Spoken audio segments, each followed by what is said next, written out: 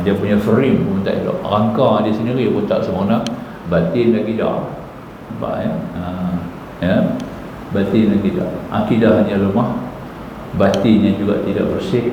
Itu sebab-sebabnya kita sembahyang kita jadi lemah. Kita buat sembahyang walaupun ramai, tapi tidak berikan apa-apa kekuatan kepada kita.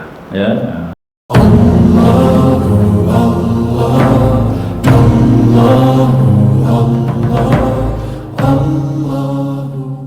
Allah, kita sambung pada kitab Minhajul Abidin muka surat 247 ya. 247 ya. Pada perenggan 2 yang di bawah, perenggan bawah ya. Baik. Sambung lagi musannif radhiyallahu ta'ala anhu. Adapun hawa nafsu, maka cukuplah kepada anda dengan apa yang anda saksikannya daripada berbagai ihwal keadaan, buruk kemahuannya dan jahat pemilihannya. Maka hawa nafsu itu dalam keadaan naik keinginan syahwatnya. Kalau hawa nafsu itu berkait dengan syahwat, maksudnya apabila hawa nafsu itu berkait dengan syahwat, akan menjadi binatang.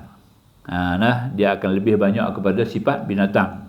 Dan dalam keadaan marahnya, ya, kalau dia marah, makna kata marah, maka dengan gabungnya marah dengan nafsu itu seolah menjadi singa yang buas.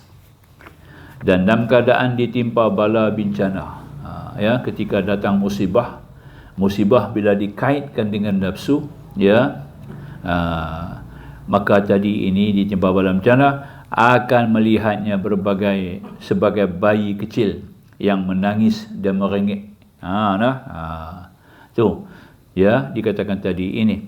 Dan dalam keadaan nikmat, kalau dia punya nikmat, ketika nikmat dengan nafsu tadi ini, ya, nafsu amarah lah kita kata tadi, pentingnya anda akan melihat perilakunya seperti Firaun. Itu dia, ya. Dan dalam keadaan lapar, anda akan melihat tingkah lakunya seperti orang gila. Dan dalam keadaan yang kenyang, anda akan melihatnya sombong, meninggi diri. Sekiranya anda mengenyangkan nafsu itu menurut semua kemahuannya dengan semahu-mahunya, nescaya dia terlalu riang, lupakan nikmat serta berlenggang-lenggok kegembiraan hingga lupa daratan. Dan sekiranya anda melaparkannya, nescaya dia berteriak, yakni melolong dan melaung-laung serta berkeluh kesal, ya. Itu antara kesan daripada nafsu, ya. Bagaimana kita melihat perjalanan nafsu dalam diri kita ni, itulah yang diterang oleh Imam Ghazali ni. Kita akan lihat, ya, yang kata tadi ini daripada awal ditekan oleh beliau rahimahullah ta'ala anhu, yakni tentang bagaimana kalau nafsu itu dikaitkan dengan syahwat, ya, bertalian dengan syahwat, maka di mana tadi ini menyebabkan dia akan jadi binatang, ya. Kalau tak dikawal dengan nafsu lawamah atau nafsu mulhamah, semata-mata nafsu amarah saja, maka menyebabkan dia akan jadi macam binatang. Itu artinya.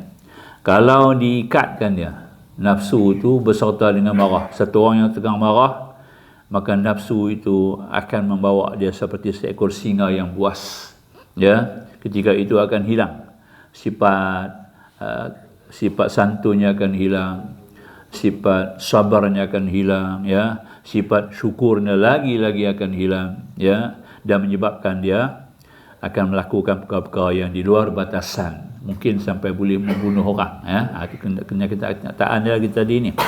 Jadi kiranya kalau dalam keadaan ditimpa bala, di mana nafsu itu berkait ketika timpa bala, seseorang ditimpa bala, kalau nafsu tu amarah tadi ini hanya semata-mata nafsu amarah lah, kalau ada pada diri dia tadi ini, maka menyebabkan dia akan jadi seperti kanak-kanak bayi, ya, menangis, meraung, ya, merengek, bagai-bagai lagi lah, ya. Gitu. Dan demikian jugalah dalam keadaan mana dia kalau mendapat nikmat, dapat apa-apa nikmat yang dia dapat terima ketika apabila itu berkait dengan nafsu, maka akan jadilah dia tadi ini, ya, di mana perilakunya tadi itu seperti mana Firaun. Dia jadi juh. Nah, kita kata bahasa tu lah senang, nah. Dia akan jadi juh. Dapat nikmat kalau tidak ada sifat syukur. Jadi sifat syukur ni ada dalam nafsu lawamah. Ya. Nafsu lawamah, ya. Sifat syukur tu ada dalam sifat lawamah. Jadi maka tu nafsu amarah tu jangan biar dia sendiri. Kita kena kaitkan dia dengan nafsu lawamah dengan nafsu mulhamah. Dua nafsu tu yang akan mengimbangkan, akan memperbaikkan keadaan nafsu amarah. Itu tingkah laku. Maka itu cara dia bagaimana? Iaitu dengan kita melakukan zikrullah. Zikrullah, ya. Zikrullah sajalah yang boleh mempautkan, yang boleh merangkum sifat-sifat yang tiga tadi ini. Iaitu sifat amarah yang asalnya sifat itu merujuk kepada, menjurus kepada kejahatan. Inna nafsa la ammaratun bisu.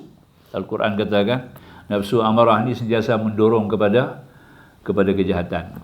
Tapi kalau kita biar dia semata-mata dia, kita tak rawat dia, tak ada zikir, tidak ada amalan batin, ya, maka jadilah nafsu amarah itu akan bertindak tadilah yang kita baca tadi ni, yang disebut Imam Ghazali tu, ya. Bagai-bagai keadaan tindakannya yang tidak baiklah, yang tidak wajar dengan seorang insan manusia yang cukup dengan takwimnya. Begitu jadinya. Makanya kita ambil faham begitulah. Kesempatan itu pula di mana diambil oleh syaitan. Ya, di mana syaitan mengambil kesempatan itu akan lebih parahlah jiwa nafsu amarah tadi. Itu kita nak ambil faham. Ini kata Imam Ghazali. Sebab itu ditekankan kita dengan tiga perkara lah. Ya, kita nak imbangkan balik sebab nafsu ni, kita ringkaskan di situ khulasah dia, khulafah kita ambil sebagai natijah dia. Iaitu pertama dengan memperbanyakkan zikrullah. Tak ada had, tak ada masa. Zikrullah tu dia tidak ada had, tak ada tempoh, tak ada satu kaedah yang membataskan dia, ya. Sebab Allah kata wa zikrullahi akbar.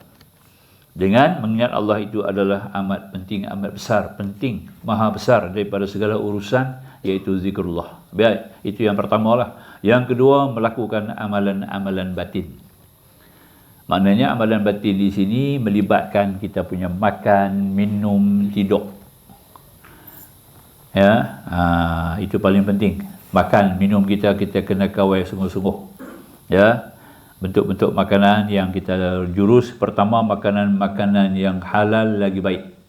Halalan tayyibah. Itu nombor satu. Jangan halal saja. Halal saja tak cukup. Halal ni kita tak dapat perincian dia, apakah dia itu betul-betul baik ataupun tidak. Bukan semua yang halal itu baik. Tapi yang baik itu halal. Itu kena baca betul lah. Yang baik itu halal. Tapi bukan yang halal itu baik. Belum tentu. Dalam keadaan masyarakat majmuk kita hari ini, ya, persoalan pengolahan urusan-urusan penyediaan makanan banyak melibatkan yang bukan Islam. Banyak benda kan kita terlibat hari ini. Maka tu kita kena telitilah, cari yang betul-betul thayyibah. Tu kalau orang Yahudi ni depa senang, depa ada satu kaedah. Depa kalau barang-barang depa, makanan-makanan depa ni, kalau kita tengok makanan-makanan depa ni, dia akan tulis kosher. K-O-S-H-E-R, kosher. Kalau ada kosher ni memang halal kita boleh makan. Ya. Makanan-makanan import daripada luar.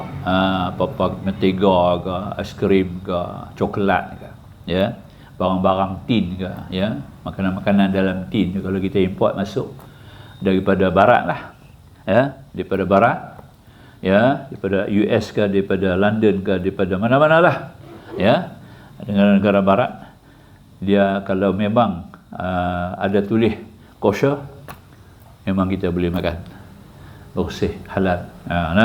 Sebab orang-orang Yahudi ni dia tak boleh makan macam kita. Memanglah babi itu semua memang tak boleh makan. Itu dalam hukum, dalam Taurat sudah ada hukum tu. Ya, sudah ada awal asalnya. Makanan-makanan yang haram, yang diharamkan dalam Islam ni sudah ada asalnya daripada ajaran Yahudi, sudah ada. Yahudi yang kalau dia patuh sungguhlah, dia pakai kitab Taurat lah. Ya. Hari ni dia pakai kitab Yahweh, satu kitab yang dipereka sendiri. Ikut selesa dia apa. Dia tak pakai Taurat dah. Hari ni dia ada satu kitab baru. Nama dia Talmud. Talmud tu bahaya tu. Jadi kitab ni ikut dia punya selera lah. Benda tak boleh pergi jadi boleh. Nampak tak? Itu di antara sebab kenapa mereka ditimpa laknat oleh Allah.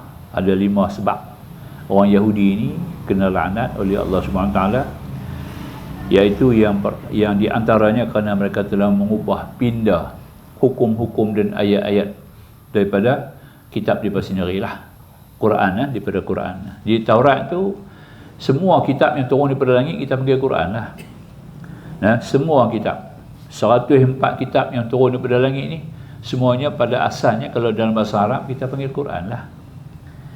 Oleh kerana kitab itu turun kepada Nabi Musa, memandangkan Musa tu berbahasa Ibrani, bahasa Yahudi.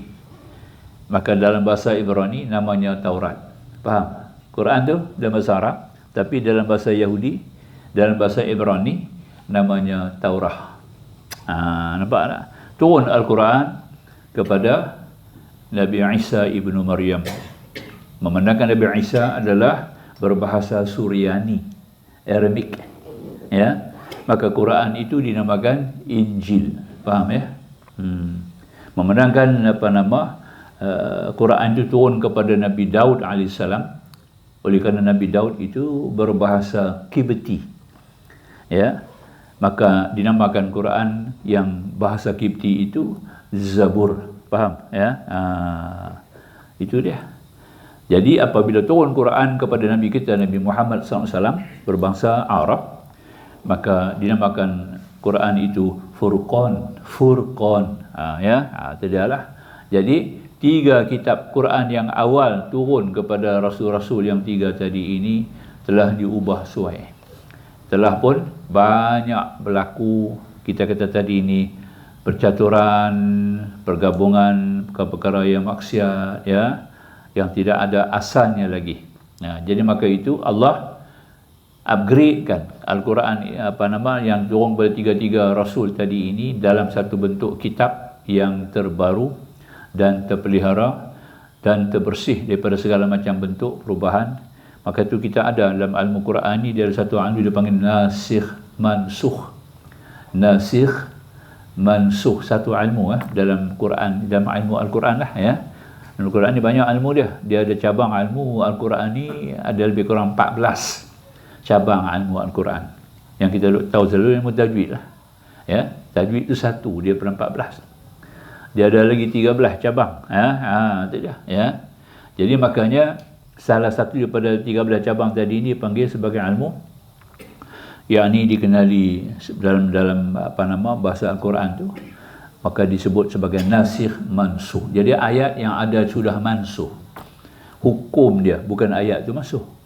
Ayat tu ada kita baca, tapi dia sudah hukum dia mansukh. Itu satu. Ada pula hukumnya masih kekal, ayat tu dah mansukh. Contohnya rajam.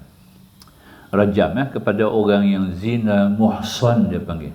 Zina muhsan ni maknanya orang yang sudah berumah tangga, pernah berumah tangga, atau sedang berumah tangga tadi ini melakukan zina, maka dia wajiblah apabila berlaku demikian itu dikenakan hukum rajam. Cari ayat rajam tak jumpa Al-Quran, tak jumpa.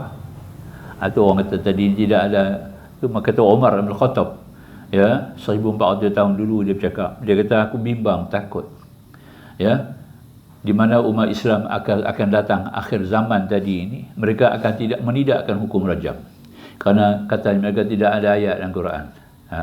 Ayat rajam itu sudah dimansuh, tapi hukum rajam tak mansuh. Nampak kekal dalam Quran. Itu artinya lah, itu maksudnya kita faham, dipertahankan dengan hadis. Jadi makna kata yang pertahankan hukum rajam itu adalah hadis Nabi. Bila kata hadis Nabi ni, adalah merupakan sebagai bayan, al-mubayan daripada Al-Quran. Jadi maknanya Rasulullah membenarkan adanya ayat rajam itu berdasar kepada hadis Nabi SAW. Itu dia, kita nak faham begitulah. Jadi makanya apa yang boleh kita ambil sebagai kira di sini itu yang kedua. Yang kedua, adakan latihan-latihan batin, iaitu cara makan minum kita kena pelihara, ya. Had makan, kaedah makan, ketika makan, cara makan, itu masuk dalam urusan latihan batin. Kemudian yang ketiga, iaitu amalan-amalan sunat. Memperbanyakkan amalan sunat. Ya, untuk mengimbangkan nafsu-nafsu ni, dia perlu kepada amalan sunat. Sebab tu Imam Ghazali dia sebut masalah nafsu ni, dia kata umpama kaldai dia kata, ya, nafsu ni umpama kaldai kaldai dia kata. Tu dia. Kaldai ni kalau bagi makan banyak, dia kenyang, dia tak mau kerja.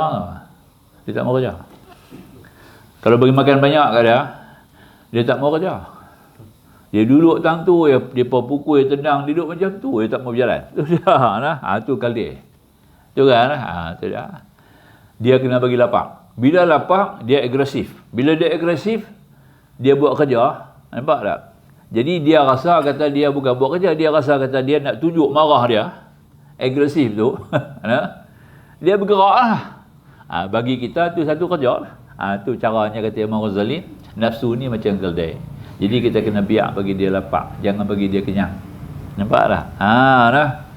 Maka dia akan jadi marah, agresif, maka dia akan mula bergerak dan lebih aktif, dia kata. Tu di antara rahsia lah, ya. Kaldai ni, macam tu lah kita ni, nafsu kita ni. Kalau kita bagi makan banyak kat kita sendirilah, kita duk makan banyak tak ada had, tak kira makan pula tu, apa jenis pun kita makan juga, asal kira boleh makan sudah, ya. Maka menyebabkan kita merangsangkan nafsu kita, kerana nafsu tidak suka kepada ibadat. Nampak tak? Maka itu akan jadi lemah kita dalam melaksanakan ibadat, tapi dia suka kepada maksiat. Sebab itu memang hakikat sifat dia. Ya, sifat marah tu dia suka buat benda-benda yang jahat. Maka yang benda-benda jahat, hiburan seronok ni dia mau. Itu nafsu marah, ya. Itu dia lah. Kalau takak nafsu, takak nak kalau takak nak buat ibadatnya, tak payah. Tambah-tambah nak buat ibadat. Maka itu kita kena bebankan, dia kata Imam Ghazali pula. Dah kaldai itu kita tak bagi makan, kita kena bagi dia lapar, kita kena bebankan dia dengan kerja. Jangan biar dia berdiri saja. Bubuh barang-barang dia, suruh dia bawa berjalan. Nampak tak? Suruh dia tanggung beban. Macam tu lah. Jadi bagi kita beban tu apa dia? Amalan sunat lah. Amalan fardu dia ada had lah. Semayang 5 waktu tak boleh lebih dah. Duduk dekat tu 5 lah. Ya. Jadi kita nak buat macam mana? Kita bebankan dia dengan amalan-amalan sunat. Sunat ni pula ada 3 tingkatan. Kalau semayang lah. Semayang ni 3 tingkatan. Pertama, tingkatan sunat-sunat yang muakkadah, yang dituntut. Itu pun had juga, terhad. Sehari semalam, yang ada 10 pada semayang sunat-sunat maktubah atau waratibah kita panggil lah. Ya. Dan ditambah lagi dengan sembahyang-sembahyang nafilah. Nafilah ni maknanya tambahan nafilah. Seumpama sembahyang duha, itu dituntut. Sembahyang witir, itu dituntut. Nampak ya? Sembahyang sembahyang tahajud, itu dituntut. Itu banyak tu ya lah. Banyak mana kita nak buat lagi. Ya, kita kena tambah lagi. Baru masuk ghairu muakkadah, yang tidak dituntut. Yang tidak dituntut ada lagi 12. Nampak? 12 rakaat sehari semalam. Ya, itu pun had 12 aja. Nak buat lagi, kena buat lagi. Ditambah dengan sunat mutlak. Sunat mutlak ni sunat yang tak ada sebab, yang tak ada waktu. Nampak tak? Yang tidak tentu bilangan rakaat dia, yang ni boleh kita buat. Itu kita dengar tu dalam kehidupan para ulama, para wali-wali Allah, ya, orang-orang salih dulu ni semayang sampai beratus ribu rakaat. Betul tak? Itu semayang sunat mutlak nama dia. Dia tidak terikat dengan waktu, tidak terikat dengan sebab, tidak terikat dengan bilangan rakaat. Nampak tak? Ini yang kita kena buat tu. Jadi 3 lah tuan-tuan lah. Pertama, muakkadah yang dituntut. Kedua, ghairu muakkadah. termasuk dalamnya juga nafilah, dan yang ketiga adalah sembahyang-sembahyang sunat yang mutlak. Kalau dia ambil yang mutlak ni tak ada bilangan, tak ada rakaat, tak ada had. Ya, sebab dia masuk dalam seolah-olah ditekan dalam zikir. Wala zikrul akbar, zikir ni mana ada had? Zikir tidak ada had. Cuma kita dengar ajalah, baca yang ni 100, baca yang ni 300, baca yang ni 1000, itulah. Itu antaranya kaedah saja, kaedah. Tapi dia pada segi zikrullah ni, termasuklah sembahyang sunat pun zikrullah juga. Sebab Tuhan kata, aqimis salata li zikri. Tegakkan salat buat mengingati aku, nampak? Dia sembahyang tu masuk dalam kumpulan zikir. Ya, zikir badaniyah dia panggil, ya, zikir badan. Nampak ya? Zikir badaniyah. Jadi tak dapat tidak kita perbanyakkan beban dengan ibadat-ibadat sunat kepada nafsu kita, baru dia akan terpimpin terlatih. Tuan-tuan, mari ni tambah pada kuliah kita hari ni dalam keadaan gelap, tak ada kipas angin, tak ada aircon, dalam panas kita duduk kan, tu dah ya. Pendengaran pun tidak begitu selesa ya.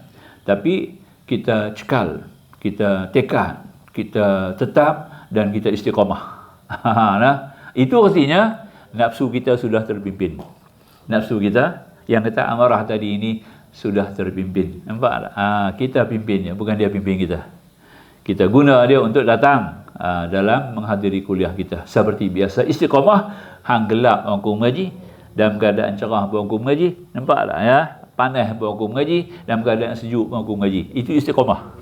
Nampak tak? Pentinglah istiqamah tu. Jadi maka ni kita ambil kira, itulah caranya kita nak pelihara nafsu kita. Sambung, tambah lagi baik. Kemudian katanya musannif, kata penyair ya, dia kata penyair, maka nafsu itu adalah sebagaimana yang dikata oleh penyair, kahimari su'i in ashba'tahu ramahan nasa wa in ja'a nahak. Tengok yang kita habaq tadi lah ya. Hawa nafsu itu seperti seekor keldai yang jahat. Dia kata, nampak tak? Sekiranya engkau kenyangkan dia dengan pemberian makanan, nescaya dia menendang orang ramai. Sekiranya dia lapar, dia menjerit-jerit berteriak. Mari dah lampu. Nampak tak? Tadi kita habaq-habaq ya tentang sunat ni, Allah pun bagi lampu kita. Nampak tak ya? Di atas ketabahan, kesabaran, istiqamah kita. Alhamdulillah. Kita kata kebetulan mungkin ada keberkatan apa-apa yang ada keberkatan cepat ni, maka kita dapat kita dapat lampu boleh. Tu dah insya-Allah tuan-tuan. Boleh padam lilin ni, boleh padam nampak ya, baik. Tu dia. Jadi kita dah baca syair kata apa? Hawa nafsu itu seperti seekor keldai yang jahat.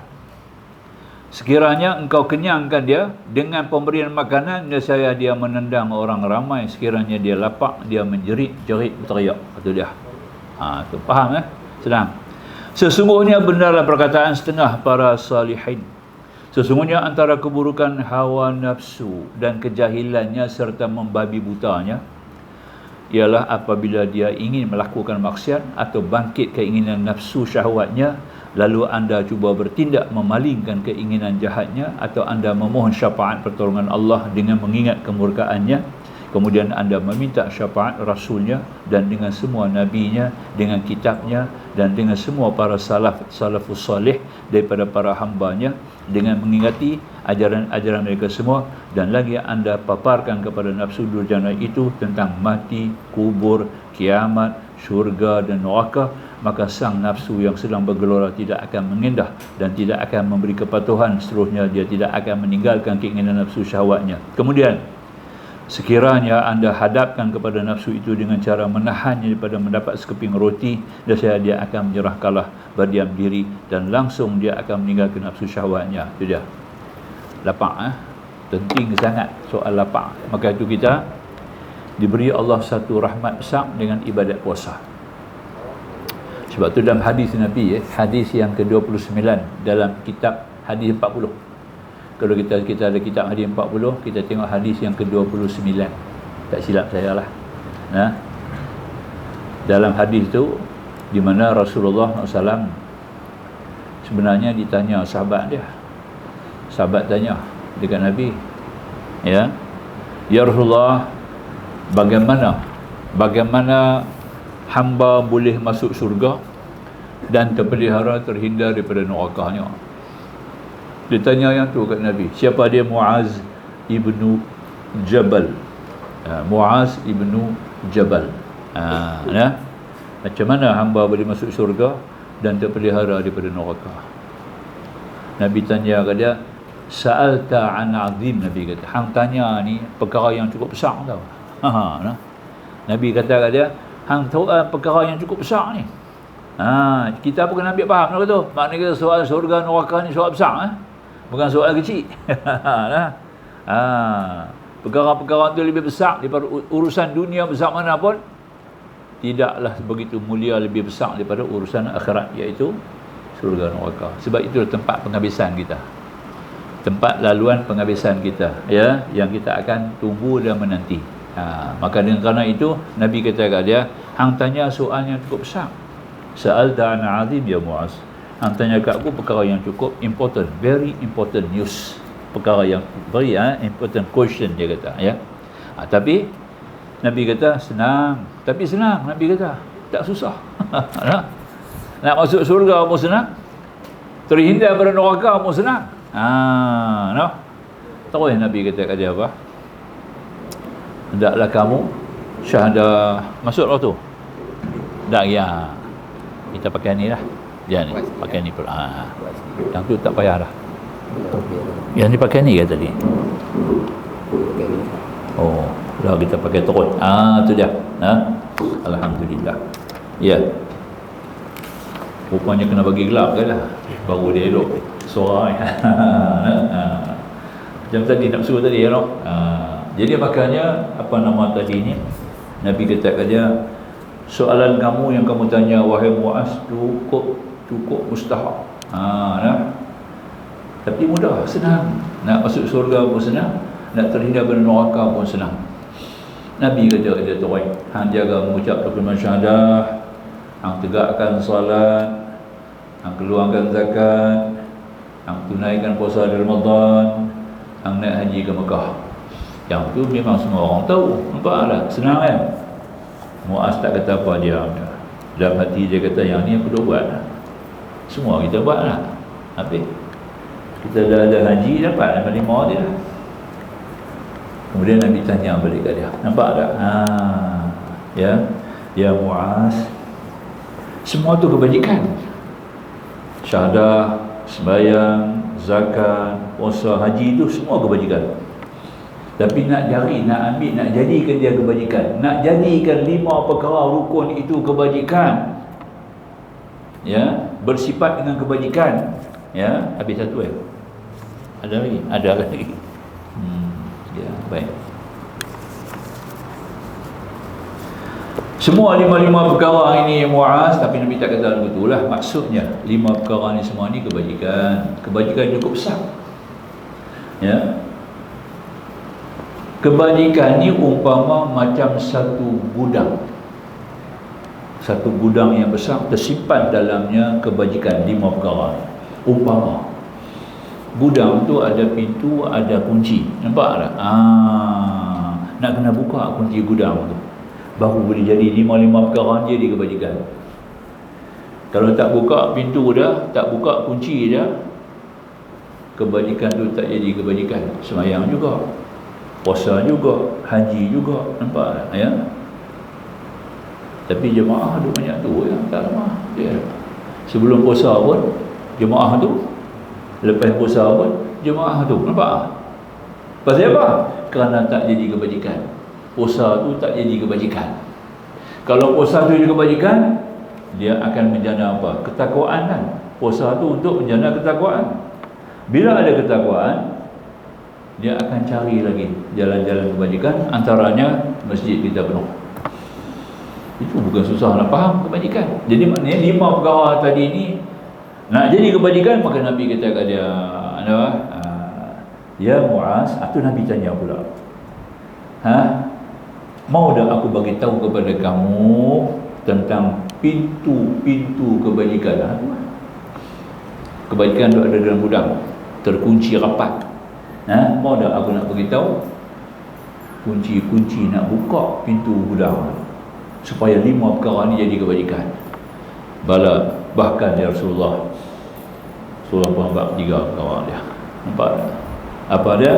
Pertama, as-sawmu junnah, puasa tu perisai. Nampak tak? Salatul lail, sembahyang malam. Nampak tak? As-sadaqah tudfi'ul khati'ah, sedekah boleh padam segala dosa dan kesalahan. 3 perkara tu kena buat. Nak jadikan 5 perkara ni kebajikan, tuan-tuan, betul-betul beraktif dan betul-betul menjana kepada ketakwaan, kita kena buat 3 perkara lagi tambah. Pertama, puasa sunat. Tidak. Tu saya nak tekan bila kita cakap bab ni, yang kata nafsu tadi ni, nafsu kita kalah, dia akan tunduk dengan puasa. Orang yang puasa ni sebab dipatah syahwat. Nampak tak? Puasa ni dia patah kita punya syahwat. Syahwat makan dia patah, syahwat tidur dia patah. Nampak? Syahwat minum dia patah. Tidak? Tidak. Malam sepanjang-panjang Ramadan kita ada qiyamul lail. Nampak tak? Ramadan kan? Tidak. Azan masuk dalam waktu. Silakan muazzin dengan segala hormat. Kita sambung sikit ya, insya-Allah. Alhamdulillah wassalatan wassalaman ala Rasulillah wa alihi wa sahbihi wa man nasarahu wa wala, amma ba'd. Insya-Allah. Balik kepada hadis tadi lah. Maka Rasulullah pun setelah bertanya kepada Muaz, ya, hal adulluka min abwabil khair, Nabi kata, mau tak aku tunjuk kepada kamu akan pintu abwab, pintu-pintu kebajikan. Walau bala ya Rasulullah, bahkan as-sawmu junnah, Nabi kata, puasa tu perisai. Mula ya, salatu rajul fi jawfil lail, sembahyang seorang lelaki di perut malam, tahajud. As-sadaqatu tudfi'ul khati'ah, sedekah ni boleh padam dosa, boleh padam kejahatan. 3 perkara kena buat. 3 ni baru hak 5 tadi ni kebajikan tu dia. Nampak? Tu hadis cukup penting kan? Sebab tu Mufti Mesir datang melawat Malaysia baru ni lah, datang melawat Malaysia, kemudian dia anjurkan dibaca 40 hadis, kitab 40 hadis Imam Nawawi tu di sekolah-sekolah, dedahkan kepada murid-murid sekolah 40 hadis. Dia tuju tu kepada murid-murid Islam lah, bukan kepada orang yang bukan Islam. Nampak ni kena baca di sekolah-sekolah untuk umat Islam. Kerana 40 hadis inilah yang akan berukuhkan keislaman anak-anak kita yang bakal menempa generasi akan datang. Nampak tak? Mereka ni adalah pembangun ummah untuk generasi akan datang. Kita dah ketinggalan di belakang ni, kita dah terlepas lah ya. Maka itu dia harus diberikan suatu, kita kata suatu kaedah pendidikan pengawalan jiwa yang sempurna dengan 40 hadis. Hadis Imam Nawawi itu special, cukup special sekali lah dia punya kedudukan, kerana kemahiran, kepintaran, kebijaksanaan Imam Nawawi sendiri boleh buat saringan di antara ratus ribu hadis, dia boleh buat seleksi 40 hadis. Maknanya kita cukup bijak. Jadi maka itu apa yang kita boleh faham di sinilah hadis ni. Nabi katakan Muaz, hendaklah kamu cari kunci pintu-pintu kebajikan. Kunci dia 3. Yang pertama, puasa sunat. Nabi kata puasa sunat. Jadi kita kena rajin buat puasa sunat. Sebulan kita ada puasa sunat, seminggu ada 2 hari. Ya, Isnin Khamis. Isnin Khamis buat. Tiap-tiap Isnin, sementara kita boleh makan, ada selera, ada syahwat. Besok dah tak boleh makan, nak puasa buat apa? Nampak tak? Besok tak boleh makan orang suap kita. Masa tu nak puasa tak ada erti. Sementara kita boleh tahan, kita boleh makan, kita ada selera, kita ada jamuan makanan yang banyak. Nampak tak? Ya, juadah begitu luas sekali penyebaran penjualan dia. Mari kita puasa. Ada cabaran, nampak tak? Cabaran nak puasa tu yang nak jaga dulu ni. Bukan pasal puasa. Cabaran nak puasa. Aku nak puasa hari ni lah. Orang tak puasa, kedai-kedai makan banyak duduk hari ni pula lah. Ya? Orang pula tak makan di rumah. Saya dapat makan orang tak di rumah hari puasa. Pukul 11 dibantak dengan kambing, dengan nasi gajah, dengan apa semua ada. Dia fikir aku puasa aku nak buka lah. Nampak lah. Ha? Cabaran. Tak apa. Nampak lah. Tu banyak cabaran kita nak puasa tu. Macam kita nak sembahyang tahajud lah. Kita nak sembahyang subuh jemaah, nak pergi ke masjid. Bukan nak berjalan pergi masjid tu susah. Nak pergi jalan ke masjid tak susah pun. Sembahyang pun tak berat, 2 rakaat saja. Betul tak? Sembahyang pula di masjid ada kipas angin, ada aircon. Nampak tak?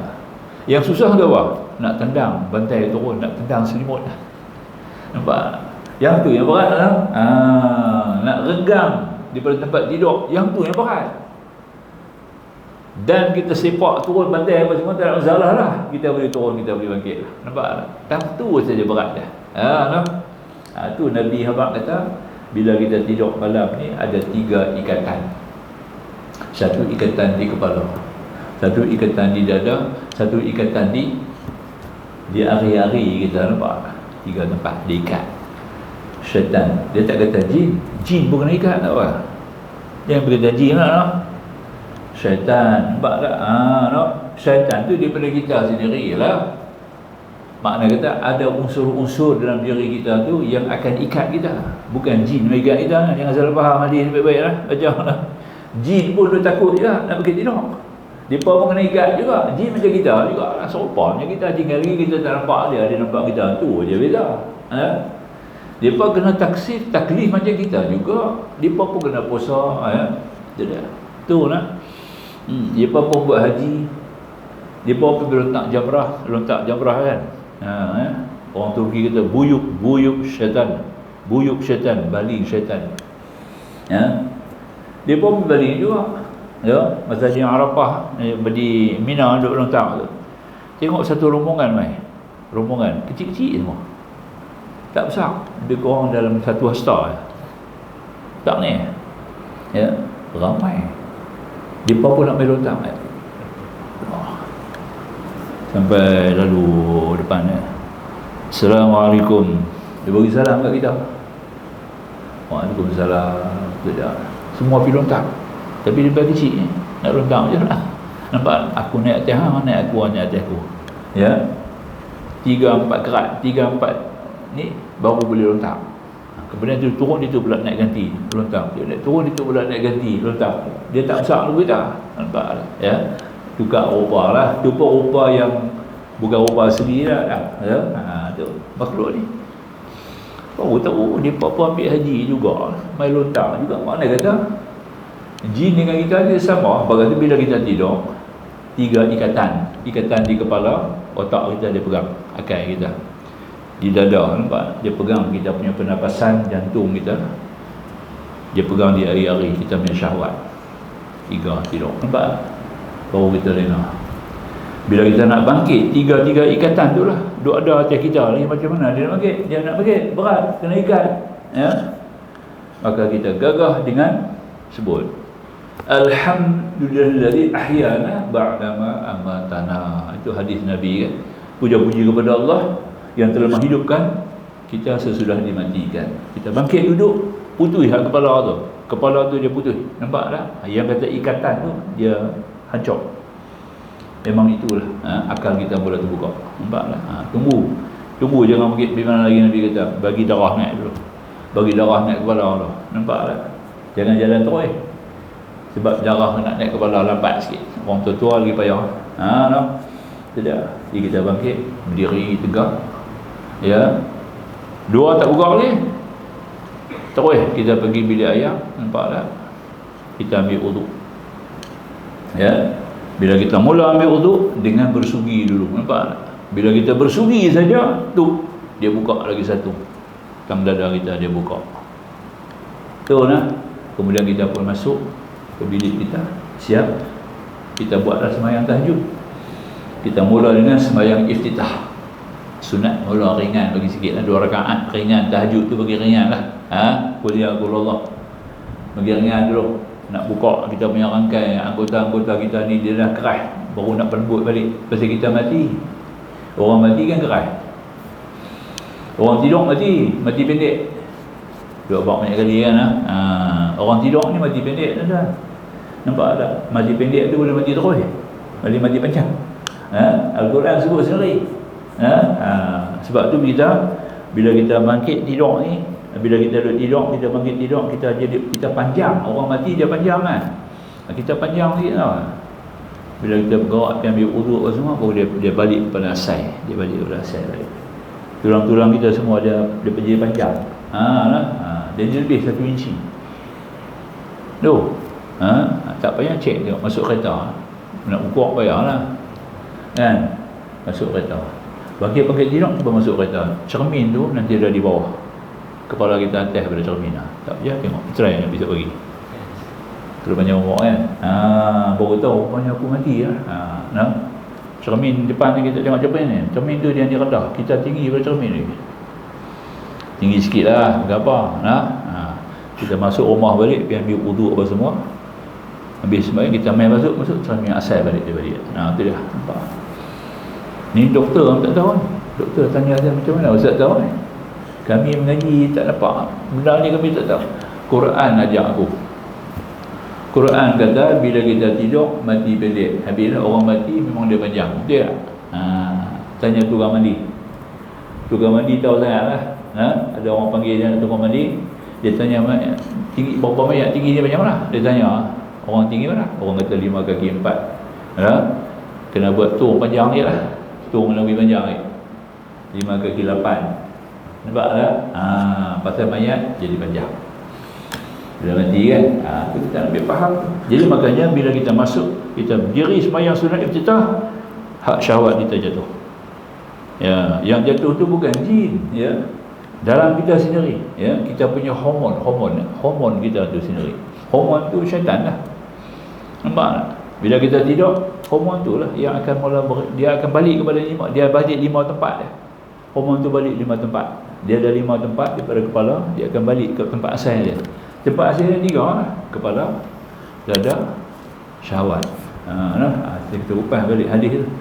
Orang tak percaya macam mana hadis kita bila kita tidur jin ikat kita. Ipuh hantar kepala jin pula. Jibat macam kita, dia pun kena ikat dia kat 3 tu. Syaitan, Nabi tak kata jin. Nampak tak? Dia diikat dengan 3 buhul syaitan. Itu makna kita syaitan ni minal jinnati wal nas. Boleh jadi manusia, boleh jadi jin. Nampak? Jadi syaitan, ya. Itu dia. Binatang pun syaitan juga. Nyamuk, lalat pun syaitan juga. Allahu Akbar. Inilah orang kita. Nampak? Tu, itu syaitan. Ya, dari kalangan makhluk. Dia faham dulu tu. Baik, sambung kita sikit lagi lah. Baik. Jadi apabila dah habis 3 dari hadis tu, bila dah kata 3 tadi pun tak cukup lagi. Tak ini benar. 3 ni tak ini benar, tuan-tuan. Walaupun kita puasa sunat, kita sembahyang tahajud dan kita sedekah, 3 perkara kita buat ni memang 3-3 ni berat lah. 3-3 ni confirm nafsu tak suka. Nafsu cukup tak suka 3-3 ni. Puasa sunat mana nafsu suka? Sembahyang malam lagi tak suka. Nampak tak? Tidak. Sedekah lagi tak suka. Nampak tak? Yang itu cara kita nak mengembali, kita nak ajak nafsu, nak amarah kita tadi supaya dia akan sambung, dia akan berkait dengan lawamah dan mulhamah. Kemudian Nabi kata lagi, ya Muaz, semua perkara ni ada dia punya kemuncak, ada dia punya klimak. Semua perkara ni ada dia punya klimak. Nampak ya? Apa kita buat pun bisa sampai kepada sebaik-baiknya. Satu benda kita kata kita buat, mesti kita buat yang terbaik. Orang putih kata good, better, best. Dia nak yang best. Nampak tak? Walaupun kita dah buat mula tu good, tapi jangan takat tangguh saja. Naik sikit better, naik sikit best. Nampak tak? Good, better, best, make it rest. Dia kata tunggu di situ, jangan turun. Nampak tak? Ya. Itu kita ambil begitulah. Jadi pendek kata, Apabila kita faham, jadi makna kata Muaz pun diam juga lah. Ada lagi ni. 3 ni dah berat lah. Ada lagi ke? Ya. Pertama Nabi kata apa? Sembahyang. Nabi letak satu ya. Kita kena bina tiang. Ya. Sanamul Islam kena tegak. Apa dia sanamul Islam tu? Sembahyang. Jadi apa perkara kita buat sekalipun, dia kena tengok pada sembahyang dulu. Sembahyang itulah nak menentukan sama ada kita berjaya atau tidak. Lain ibadat tak boleh mencapai kejayaan. Tidak ada satu ibadat pun yang boleh mencapai kejayaan tuan-tuan melainkan solat. Betul? Siapa kata? Tok Bilal kata sehari 5 kali. Betul tak? Tak faham ya? Hayya 'ala solah, hayya 'ala falah. Ramadan tak ada falah, zakat tak ada falah. Nampak? Ya? Bila ada falah baru boleh puasa, bila ada falah baru boleh zakat. Nampak? Bila ada falah baru boleh haji. Nampak? Tidak. Jadi sembahyang itulah yang menentukan tentang al-falah, kejayaan. Nampak tak? Kena sembahyang. Ya? Maka tu Nabi kata yang pertama sekali, klimak bagi semua perkara, hendaklah kamu tegakkan solat. Yang kedua, ya, semua perkara kamu buat mesti islami. Udkhulu fi silmi kafah, masuklah kamu dalam Islam semua. Jangan sekat-sekat, jangan sikit-sikit. Semua perkara mesti islami. Semua bidang, semua sudut mesti islami. Itu paling penting kan. Nombor 2. Nombor 3, jihad. Jihad. Yang ni lah yang sangat-sangat takut ni. Tentera Israel cukup takut yang ni lah. Dia takut jihad. Nampak? Bukan dia takut perang, dia takut jihad. Dia perang untuk hidup. Ya, Brigade Al-Qassam di bawah pimpinan Izzuddin Al-Qassam, ya. Perang kerana kami perang kerana mati syahid. Kami bukan perang nak hidup. Itu dia. Itu yang dia takut. Israel takut banyak dah pindah. Dia pindah keluar lah. Tak duduk di Israel lah. Dia pun boleh pergi Amerika. Amerika dengan Israel tak payah pakai visa lah. Orang US masuk ke Israel, orang Israel masuk ke US tak payah pakai visa. Itu dia. Habis lah ni pada terbang di Amerika ni semua ni duduk lari keluar. No? Itu dia. Sebab acakan daripada tentera-tentera mujahidin Brigade Al-Qassam ni, Hamas, bertubi-tubi, tak putus. Ya, banyak kerosakan sampai 4 komandan kena tangkap. 4 komandan. Kalau ikut dalam peperangan ni, kalau komandan kena tangkap, kalah. Dia lah. Mana-mana tentera komandan dia kena tangkap, kalah. 4 komandan dah. 1 mati dia bertembak, 3 lagi bertahan. Antara 3 tu seorang pakai seluar dalam yang masa dapat tangkap. Tak ada bersedia. Dia bertangkap tengah duduk pakai suspender. Itu dia. Nampak kan? Dia pakai suspender. Itu dia. Betul lah. Ini tentera Islam. Sebab kami berperang bukan untuk kemenangan. Kami berperang untuk menempah syahid. Itu dia. Nampak tak? Betul lah. Kuat sungguh. Maka tu Allah berserta dengan sentiasa lah. Hari ini dia pakai kaedah semangat yang ada sama pada para sahabat Nabi dulu ya. Sahabat-sahabat ni perang pasal itu lah. Bukan perang nak hidup, perang untuk menempah syahid, bukan nak mati, bukan bunuh diri lah ya. Untuk menempah kesyahidan. Kalau tak menang, kami syahid. Kalau tak syahid, kami menang. Antara dua. Nampak tak? Itu paling penting tuan-tuan. Kita kena ambil faham sikit lah ya. Di mana Yahudi ini memang satu bangsa yang sudah hanyut. Dia sudah tidak pakai lagi kitab Taurat. Dia tak pakai. Dia tak pakai ya. Ya. Dia yang sudah berubah daripada Yahudi jadi apa? Jadi Zionis. Yahudi, Jews dah tukar jadi Zionis. Betul lah. Depa ni antaranya kita faham orang Yahudi ni tuan-tuan ya. Pertama depa sudah ubah kitab Taurat, tak pakai, depa tulis kitab apa? Kitab Talmud. dalam kitab Talmud. Nama kitab dia pun Talmud, bukan Taurat lagi. Talmud, Talmud. Ya, dalam kitab Talmud tu depa hidang sendirilah depa punya selera depa, ya. Antaranya dalam kitab Talmud tu sebut hubungan orang-orang Yahudi dengan yang bukan Yahudi umpama perhubungan depa dengan binatang. Yang lain daripada Yahudi depa anggap adalah binatang. Ini Yahudi. Dalam kitab tu tulis. Kita kena anggap orang yang bukan Yahudi itu adalah binatang. Nampak tak? Itu dia. Bahaya tu lah. Kata binatang dia buat apa saja. Yang kedua, kita mesti pastikan bahawa kita adalah orang Yahudi akan memiliki tanah kekuasaan yang mesti berada semua di tangan Yahudi. Artinya dia boleh sampai habis. Pastikan tanah-tanah di bumi ini menjadi milik kita. Kita kena kuasai tanah-tanah yang ada di bumi ini. Nampak? Istimewa tanah-tanah yang diduduki oleh orang-orang Islam. Kita kena ambil. Maka kata dia berampai. Senang. Kitab dia suruh buat tu. Dia tulis dalam kitab dia tu. Bukan kitab turun daripada langit. Kitab dia sendiri, tuan-tuan. Itu dia lah. Itu dia antara bahaya dah. Ya. Dan apa nama tadi, keberkatan Allah hanya bagi keberkatan kepada orang Yahudi. Lain daripada Yahudi tidak ada berkat. Maka tu dia nak runtuh. Penghabis dia nak runtuh Masjid Al-Aqsa. Tu jadi perang.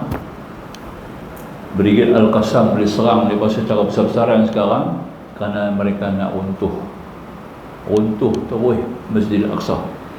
Ya, dia rampai tanah masih lagi dia boleh sabar. Tapi dah sampai lah, ya, sampai tahap nak runtuh Masjid Al-Aqsa, tak boleh, kami tak boleh biar. Maka jadilah peperangan tu, serangan itu 5,000 roket. 5,000 roket dibantang di Israel. Main tu. Ya, tu kita nak faham saja, kita cerita sikitlah tentang pun tahu lah benda tu lah. Baik. Kita balik kepada apa yang kita mengaji sekarang lah. Jadi makanya jadi ni habislah 3 perkara tadi yang Rasulullah sebut kepada Muaz. Pertama, sanamul Islam, iaitu tiang agama. Paling penting solat. Jadi kita kena betul solat, tuan-tuan. Solat tu kita kena betul sungguh-sungguh. Hari ni kita kalah, kita jatuh, kita tewas, banyak perkara kita ke belakang, kita mundur, ya.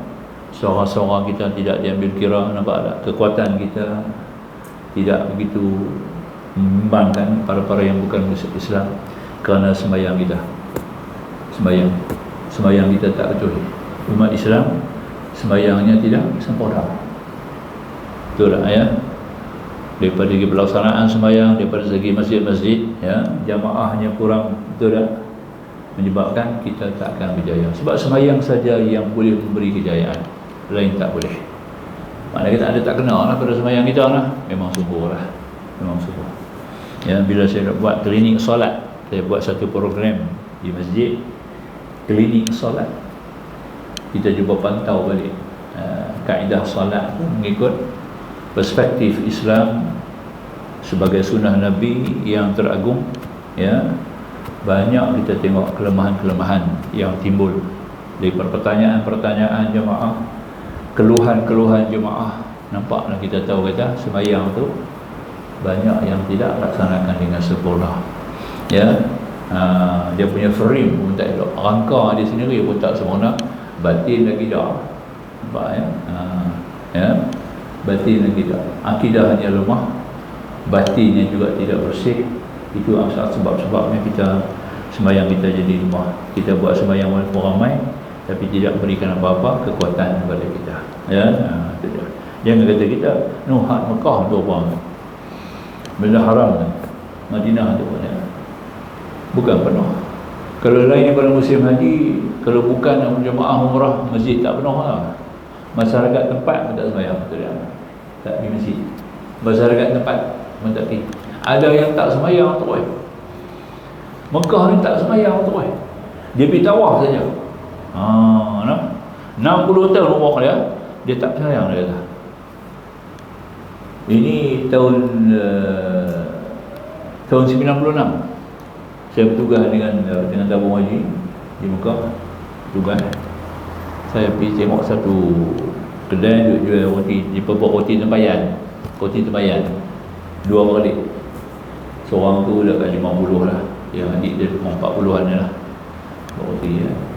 Adik tu kata kat abang, "Hang tunggu sat, aku nak pi Masjidil Haram." Saya tengok belum Zuhur lagi. Saya kata dia belum Zuhur lagi. Dia kata aku nak pergi tawaf. So abang dia kata, "Habis saja yang balik, aku pula pergi tawaf." Oh, bagus yang abang tawaf lah. Dia kata kami tawaf ya. Kami tak sembahyang, dia kata kami tawaf. Tu dia. Di Mekah negeri itu tak sembahyang. Dia tawaf sebab dia kata Nabi kata tawaf macam sembahyang. Kata dia, tawaf tu macam sembahyang, Nabi kata. Jadi maknanya kata kalau tawaf tak payah sembahyang. Nampak tak? Kita ada mazhab Syafi'i ni, orang haji ya mesti utamakan tawaf sunat daripada sembahyang sunat. Itu betul. Bukan sembahyang fardu lah. Mengikut mazhab Syafi'i, orang yang bukan penduduk Mekah, bukan mustatin Mekah, afdal tawaf sunat daripada sembahyang sunat. Buat tawaf sunat banyak-banyak. Sebab tu Nabi ada sebut tawaf sunat kena buat 50 kali. 50 kali 7 lah, bukan 50 kursi. 50 kali 7. Man tafal baiti 50 marrah. Bukan dia kata syaut tu pusingan. Marrah tu berapa kali? Sekali tawaf 7 pusin. Nampak tak? Nabi kata barang siapa tawaf 50 kali, maka keluarlah kalau dosa-dosanya bersih macam baby baru beranak. Itu dia. Nampak? 50 kali. Dia ulama cuba bahas 50 ni sekaligus kali 50, sepanjang hayat kali 50, musim haji kali 50, ataupun masuk dengan umrah sekali kali 50, masih jadi khilaf kalangan ulama. Kita tak baca yang tu lah. Yang pentingnya kita dapat bina 50 sepanjang hayat kita, ada ke tidak 50 tawaf. Sepanjang hayat kita lah ada sudah kita bina 50 tawaf. Maknanya kita 5 kali 7 350 pusingan. Itu dia. Boleh faham? Hadis riwayat Tirmizi, hadis hasan dalam kitab Sunan At-Tirmizi dalam bab haji. Cuba buka tengok tu ada sebut hadis tu sahih. Tu dia. Bacalah macam tu. Jadi pendek kata, kita kena berkuih sembahyang. Kedua, dia kata tadi ini di mana kita kena berjihad kepada Allah ya, dan lakukan semua perkara secara Islami. 3 perkara. Ada lagi yang kita dah. Ya Muaz, ni sambung hadis tu ni. Semua tu kena ada pengawal. Dia kena ada kawalan. Nampak tak? Jihad kena ada kawalan, sembahyang kena ada kawalan. Nampak ya? Tu nak hang lakukan semua perkara dalam Islam kena ada kawalan. Satu orang dia amal semua Islamik, makan cara Islam, tidur cara Islam, berpakaian cara Islam, bergaul, berkomunikasi cara Islam, berniaga cara Islam. Okey, alhamdulillah. Dia perlu kawalan. Tak ada kawalan mungkin akan tercicir, mungkin akan terkandas, mungkin akan tertinggal. Maka kita perlu kawalan. Satu je kawalan hari kita. Tak banyak. Nampak? Balik Nabi pun pegang lidah. Nabi pegang lidah Nabi. Kufa alaika hadha, Nabi kata, no, hang kena jaga benda ni. Nampak? Muaz heran juga. Semua begitu besar, penghabis dia kena balik kepada lidah. Nampak? Hang kena jaga lidah. Nampak? Tu lah bahaya lidah, manfaat lidah, kebesaran lidah. Nampak? Keburukan lidah nyata. Luqmanul Hakim, Tuan dia kata kat dia, Luqman, hari ni aku nak makan daging. Hang pergi cari kambing, hang sembelih, hang proses semua, buk mai jangan banyak semua, buk mai bahagian daging yang paling baik aku sudah, yang terbaik jangan banyak-banyak, buk mai sikit yang terbaik daripada bahagian kambing, lembu kambing tu. Dia proses semua, dia buk mai mangkuk besi. Tuan dia buka-buka tengok, ni apa Rahman? Ni lidah dia. Dia bagi makan lidah. Bukan bagi makan daging. Lidah. Nampak tak? Oh, yang ni yang terbaik lah. Inilah anggota yang paling terbaik daripada seluruh tubuh. Nampak tak? Apa besok pula Rokoman proses lagi kambing habuk main bahagian yang paling buruk sekali kat aku. Nampak? Bahagian paling buruk sekali. Dia pun main sama yang mangkuk. Kau apa ni? Lidah juga. Lidah juga ke? Lidah lah juga bahagian juzuk anggota badan kita yang paling buruk. Itu dia maka tu Imam Ghazali dalam kitab Ihya Ulumuddin, antara anggota yang paling dahsyat sekali, yang paling berat dan yang paling mulia, lidah. Maka itu adalah dalam kitab Ihya Ulumuddin 17 keburukan lidah. Lebih berat daripada mata, lebih berat daripada telinga, lebih berat daripada mulut. Nampak? Lidah. Nampak? Lidah. Itu kita fahamlah. Sebab saya sebut dalam kitab kita mengaji lah, Minhajul Abidin tersebut ya. Kejahatan lidah itu kita kena jaga tuan-tuan mengumpat orang bercakap dusta. Jadi kita kata tadi ni azab kubur pun kerana lidah ya. Ada 2 azab kubur. Nabi kata kebanyakan orang kena azab kubur ni kerana 2 perkara. Bukan berarti dia tak sembahyang, bukan berarti dia tak besar. Kerana 2 perkara lah kebanyakan azab kubur ni. Yang pertama, orang kencing tak berhabis. Sisa-sisa kencing tu dia tak buah habis. Istibrak dia panggil. Nampak tak? Ni orang pakai seluar. Nak jaga ni. Orang pakai seluar. Kerap kali kencing menjeri kan. Jadi maka ayat kencing keluar tak habis. Memanglah pakai seluar bagus. Sembahyang pakai seluar dengan kain. Pakai seluar ada hadis Nabi tahu tak? Bumi minta doa kepada orang pakai seluar sembahyang. Ada hadis Nabi. Tiap-tiap kali kita pakai seluar kita sembahyang, bumi minta doa. Ya Allah, berilah keberkatan, keampunan kepada orang sembahyang pakai seluar. Itu dia. Nampak? Nabi mana pakai kain pelekat? Kain pelekat main daripada palayakat di India. Nampak tak? East India. Ada satu kawasan namanya palayakat. Penduduk dia panggil Tingkasi. Nampak tak? Itu dia dia apa yang kata bahasa Nana tu, kita panggil Nana. Dia pun punya bahasa lah tau. Nana tu abang. Nana tu maknanya tu. Nampak tak? Bagi masyarakat Tingkasi di India tu, suami dia letak darjat macam tu. Sebab hadis kata datuk adalah wali mujbir, tinggi pada bapa lagi. Datuk adalah wali mujbir, tinggi daripada bapa lagi. Itu dia.